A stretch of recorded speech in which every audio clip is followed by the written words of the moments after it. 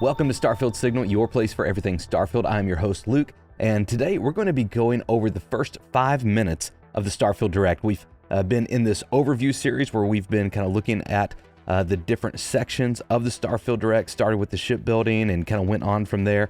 And I want to go back to the beginning, back to the start today, because they really do give a great first look at kind of the gameplay loop as far as when you're on a planet and when you're on a mission. And I wanted to kind of go back and just do an overview. We're not going to get into a lot of details. I hope to keep this video shorter and the next few videos shorter as well. This is our first look at the first 5 minutes of the Starfield Direct. Starfield is our first new universe in over 25 years, but it's still a Bethesda RPG through and through. The first thing I just want to note here is the lighting. The lighting is so good. That was the first thing I noticed watching this part of the Direct, and he actually comes back to this and says something specific about it in just a minute, so I'll shut up and let it play, but I thought the lighting looked so good here. And then I'll add to that, we saw at the very start of this section, this title down at the bottom that said in-game footage. And I do want to just reiterate, they told us at the beginning of the whole Xbox Showcase that everything in the Xbox Showcase and the Starfield Direct was captured on Xbox Series X. Now, they played around with some of that in the actual Xbox Showcase, where it was like in-game cinematics. Everything that we're seeing here, except like launch, your ship launching animations, all that is actual gameplay where you are in control. So just keep that in mind. It looks great. Where you step into a new world and you get that feeling of unlimited possibilities. But this time, it's not just one world. It's over 1,000 worlds. Because the choice of where to go, it's not ours, it's yours. Okay, I'll back up just a second. This all looks really, really good. Somebody mentioned, I forget if it was on our Discord or in one of the comments of our videos, they mentioned this suspicious looking figure right here. I will zoom in post there. Some people mentioned this looks maybe like, they mentioned this looks like some sort of alien being, kind of like E.T. I think it was mainly kind of this body type shape, and then this kind of triangular shape of a head there. I think when we zoom in post, we're just going to see this is just some sort of maybe statue or some sort of marker, maybe like people put as they're hiking, if you're familiar with that. So I don't think this is any kind of alien figure off in the distance. Sorry to burst your bubble. Where to go, it's not ours, it's yours. And then in this shot, real quick, we get kind of our first confirmation of weather effects, right? In Starfield and in different biomes. We see lightning, and we also see rain starting to come down as well. I'll be interested to see, as these weather systems progress throughout a planet or progress throughout a biome, if does this rain make puddles that you now jump through, and do they dry up when the sun comes out? That would be really interesting. Of course, it's just kind of a little thing that adds to the immersion. And it wasn't until now that we had the technology to create it. From the rocks at your feet to the mountains in the distance, to the people and creatures that live in these worlds. That isn't just a backdrop. That moon is actually there orbiting the planet. Yes, you can visit it too. We realistically simulate the galaxy around you. Our next generation lighting model. Okay, I'm going to stop right here, and I'm going to start making a few more notes as we go through the video now. The first thing I just want to mention for this shot is, notice about right here, we have kind of an updated smoke or exhaust system. I've noted this in a few more videos, but everything around here, we just know this looks a lot better than it did originally in the June 2022 showcase. Our next generation lighting model uses real-time global illumination to light the world based on the type of star and the makeup of the planet's atmosphere. Okay, so just a quick note on a few things here. He's talking about he's talking about global illumination. This is what people refer to when they say GI. They use real-time GI. Global illumination is what that refers to. And to put it in very, very simple terms, this is a system that simply allows lighting to act more realistically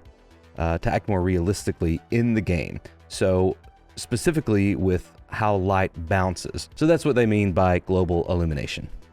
Real-time global illumination to light the world based on the type of star. And they even kind of went a step further in customizing this global illumination system in Creation Engine 2. They also designed it not only to where light bounces and acts realistically, but they also designed it to interact based on the type of light it is, coming from the type of star. I don't know much about that, but I do know that different stars give off different kinds of light and different frequencies of light. That's very cool. And also it interacts with the atmosphere of your planet or your moon or kind of whatever you're on. So planets that have thicker atmospheres, the light is going to look differently than if you're on a planet with a thinner atmosphere. Very, very cool. I love that attention to detail, and I'm sure that wasn't a small thing to design. So props to Bethesda for that.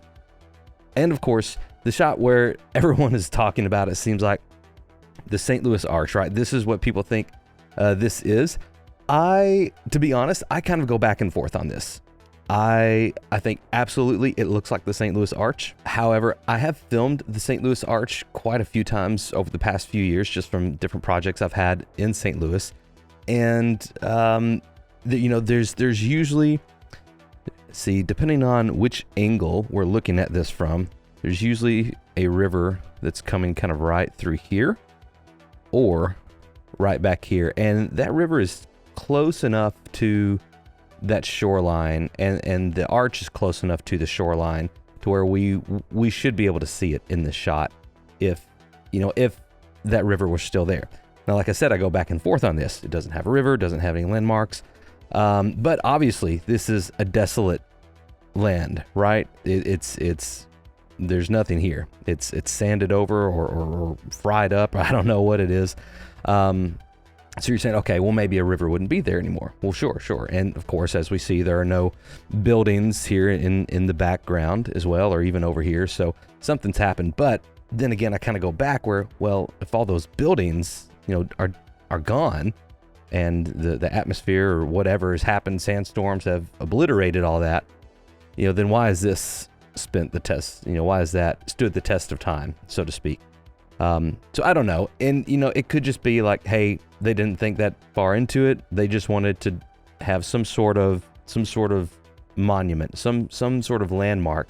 Who knows? Maybe even around, you could find Mount Rushmore as well. They just wanted some sort of a landmark that you could go to kind of immerse you into, hey, this is Earth. This is cool that I get to be here and explore this futuristic idea of what Earth may be like in 300 years.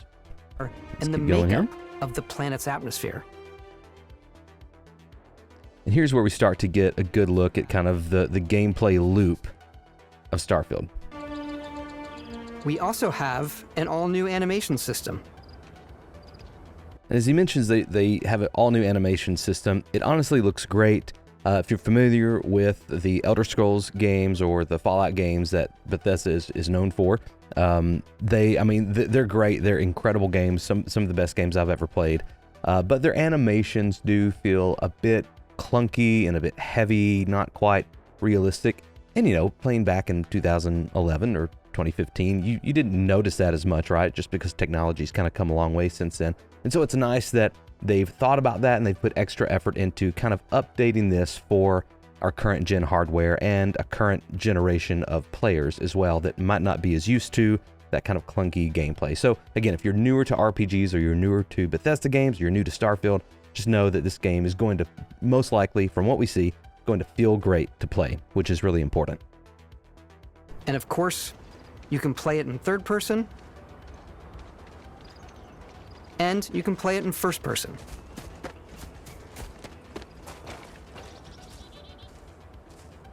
We love exploration and rewarding it, but you do explore differently in this game given its scale.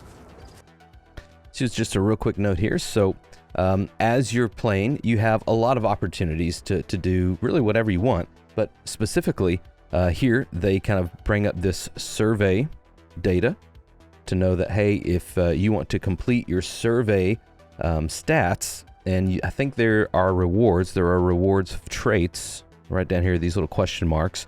If you want to earn those traits, which we also know that you can sell those as a part of the commerce and the economy of the game. So if you want to kind of dive into that exploration mindset, start scanning all your plants, start scanning all your creatures that you find, any resources. And so this is kind of a part of the gameplay loop that you'll be in. Now, you don't have to do that. If you just want to be kind of combat heavy, we'll see here in just a moment that you can just go in guns blazing and not worry about mining, not worry about scanning, just kind of do your thing. And that's a possibility as well, but that's what all this stuff is here.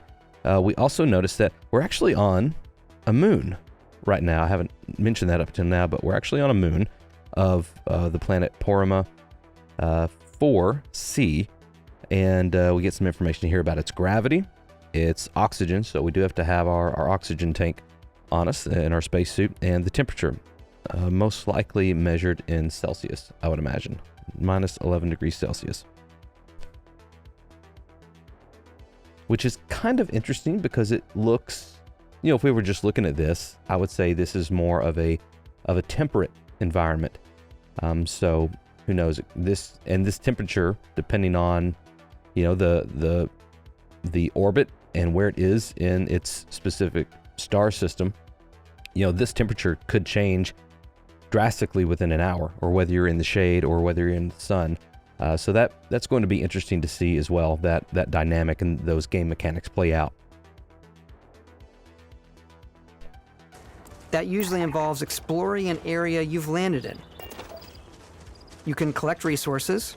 It's your mining laser. You can break up some iron. Do a mission, and maybe even stumble upon something unexpected. And so this, we won't go into this in detail, but this abandoned mine was most likely procedurally generated here, but this is a handcrafted environment, just that their system kind of place it here for the player to engage with something, interact with something if they want to.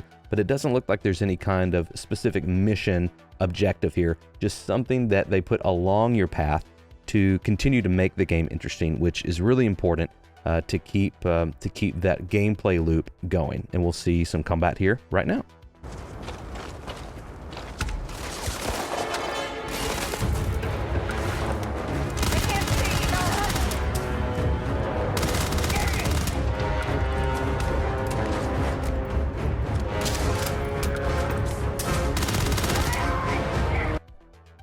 And I'll go ahead and note right here, we can already see if you're newer, I hope the gameplay looks good to you. It looks really good to me.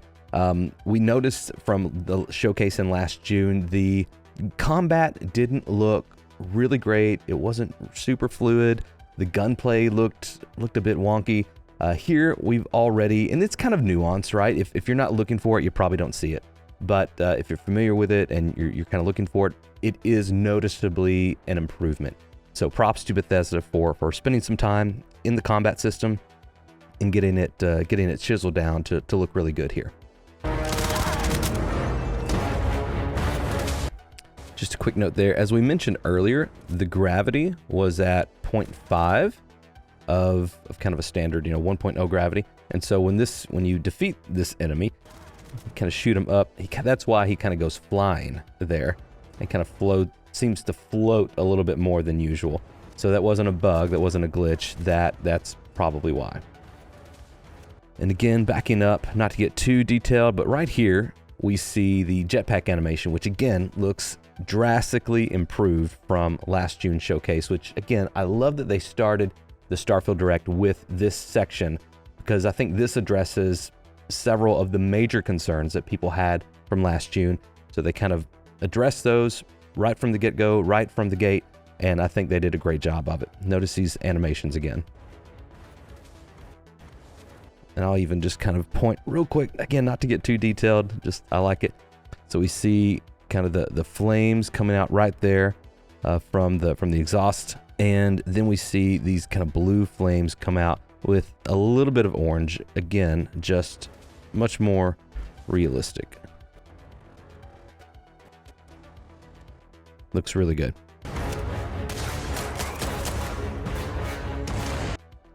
So one thing I'll note here, I noted in one of my other videos, but just since maybe some newer people, people who are newer to Starfield are watching this, this is really cool because how this guy's jetpack kind of blows up after you defeat him, and he goes flying and explodes. That's like an awesome feeling, right? Well, don't worry about having to have such a great shot that you hit the jetpack and you set him off just right. It's not going to be quite that hard because what I think this is just what you would call a finisher animation. They had these in the Elder Scrolls V Skyrim. They had these in Fallout. It's a part of your VATS system. This is just kind of their version of a finisher animation for these specific enemies. They'll probably have some sort of finisher animation as well for different alien creatures that you engage, or even different enemies that don't have jetpacks on. But this is nice to know that they're helping you feel cool, right? They want you to feel like you're awesome in the game, and this is a cool way to do that. So again, I'll go through frame by frame. So again, you're kind of shooting at the front of him, not really shooting that jetpack on his back. And as his health goes down, see right here, his health. As his health goes down, right there, this is when the animation starts. Yeah, just a cool way to make you, the player, feel awesome. Then they kind of take you through this gameplay loop of defeating enemies, looting them, and getting all your spoils. I'll back up here just a moment.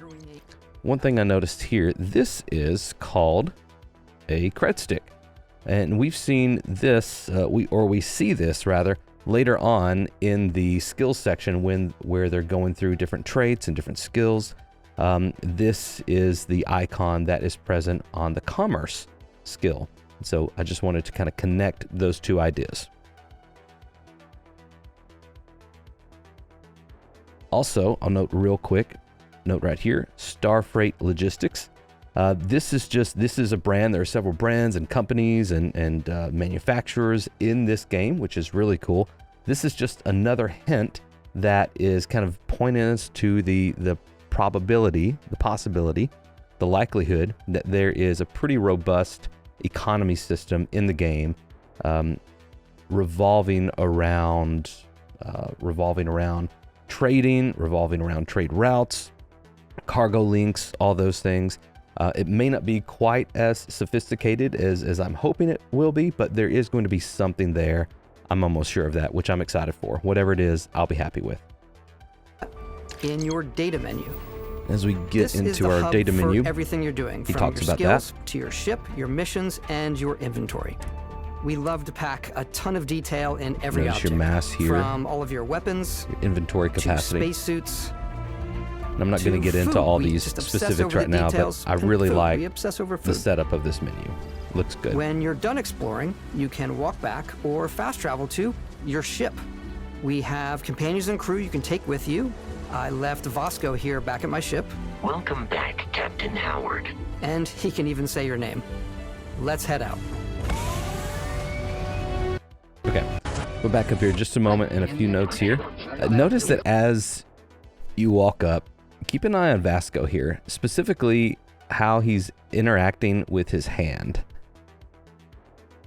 Companions and crew you can take with you. I left Vasco here back at my ship. So that was just like a small little detail that I noticed, but he's just kind of like bored, right? He's just sitting there like someone's just kind of checking out their nails like, oh, are you ready to go? You know, like I just thought that was a really cool, especially like a robot companion, right? And not just like a human companion. So it makes me wonder if this is just an animation that they gave all of your companions and they'll cycle through a few things if kind of they're bored or you left them behind somewhere.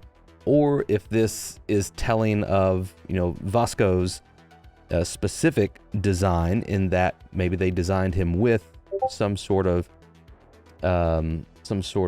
AI or artificial personality that he kind of mimics different things like this to make him feel more like a companion. Welcome back, Captain Howard. And he can even say your name. They did this in Fallout 4 as well, where the robot could say your name, and specifically there, this was just a list of pre-recorded names that they put in the game, which it was quite exhaustive, but it didn't have everything there. So it makes me wonder if they're using a similar system here, or if this is AI generated. Since Vasco kind of has a robotic voice anyway, it wouldn't take too much effort past that to get it to sound right, you know what I'm talking about, to say your name in a robotic voice if it was AI generated. Very cool regardless. So I know that Luke, my name, was in the Fallout 4 list, but I wonder if he could say Captain Signal, because that would be really cool. I think that's what I'm going to choose. Say your name. Let's head out. So we have a launch animation here. Again, just to note, some of the feedback from June of 2022, all of this exhaust animation and the smoke and the flames and everything looks much, much better, much cleaner, much more organic than it did back in 2022. So they did a lot of work on there, and it shows off. Good job, Bethesda. Great job to the animators there and the designers.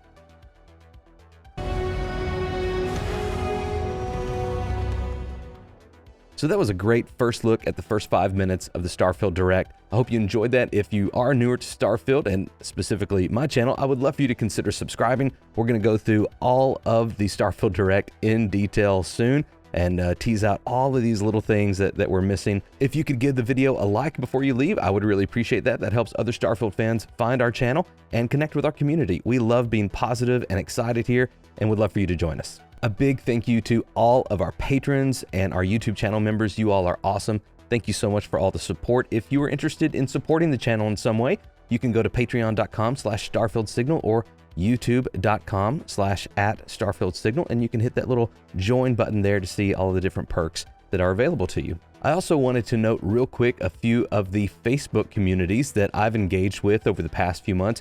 There are some really great communities there. We're just positive and excited people as well. And so I'm going to leave a few links in the description. If you're on Facebook and you like interacting with different communities and different groups there, check those out. They do a fantastic job of keeping great conversation going, and I'm sure they would love to have you there. If you are on Discord, definitely come and join our Starfield Signal Discord server.